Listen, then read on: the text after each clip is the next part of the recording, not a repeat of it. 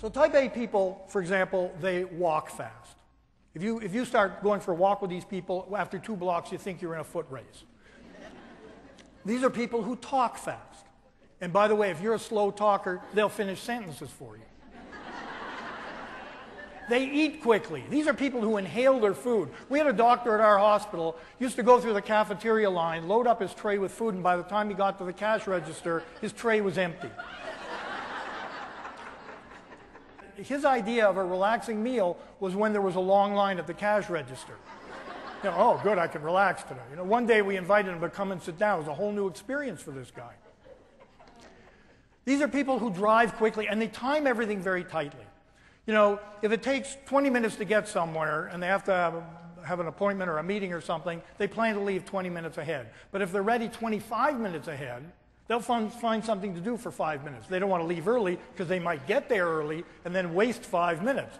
So they'll return a phone call, they'll riffle through their email or something like that, and then they look down at their watch and now they're running a few minutes late. Now it's 1/4 to the hour, and so they ramp up into what I call type A travel mode.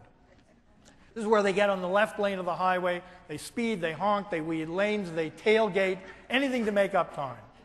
And they get, as I say, they get very impatient as well. And there's a wonderful Herman cartoon that shows a guy getting into a taxi, but he's getting into the driver's door. And the driver's looking up at him, and he says to him, "I've got to be at the airport in 3 minutes. I'm driving." It's a very type A thing to do. I talk about health habits, people's eyes tend to glaze over. Oh, here we go. The doctor's on his horse again.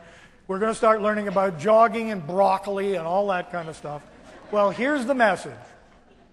When I talk about health habits, I'm talking about good nutrition, adequate sleep, regular exercise, and avoiding the vices. You may be surprised to see caffeine there, but caffeine is a strong stimulant, and it actually stimulates a stress reaction in your body. I call coffee stress in a cup. By the way, when I talk about this stuff, I know this isn't jazzy. I know this isn't sexy stuff. You know, there's an old couplet that says, "Blackstrap molasses and whole wheat bread make you live so long, you wish you were dead."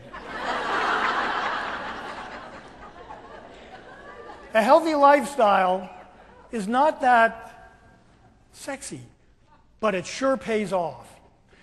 I'd like to point out 3 things about this list. Number 1, these are things over which you have total control. Number 2, these changes or changes in these areas are relatively simple to make. And number 3, they confer fairly quick benefits. Within days or weeks, you start feeling better when you start taking better care of yourself.